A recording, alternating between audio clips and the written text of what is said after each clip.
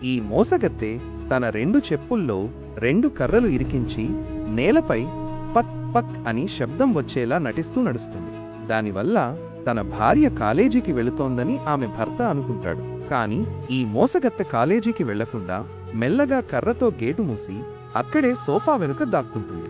అప్పుడు ఆ వ్యక్తి చెవిపెట్టి విని, నా భార్య వెళ్ళిపోయినట్టుంది, ఇప్పుడు ఒక పని చేస్తాను, ముందు వెళ్ళిందో లేదో చూస్తాను అని గేటు తెరిచి అటూ ఇటూ చూస్తాడు. కాని అతని భార్య ఎక్కడా కనిపించదు.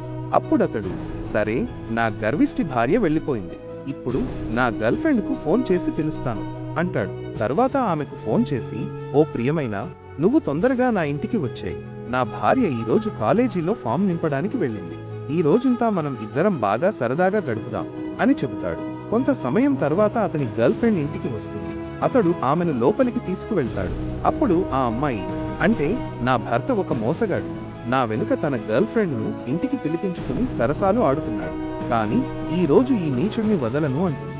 దీన్ని చూసే ముందు, బాబు, నన్ను చూసి విస్మరించకు, లేదంటే నీకు చెడు సమయం వస్తుంది, ఒక్కసారి హరహర మహాదేవ అని కామెంట్ చేసి వీడియోను లైక్ చేసి ఛానల్ను సబ్స్క్రైబ్ చేస్తే నీ ప్రతి కోరిక నెరవేరుతుంది.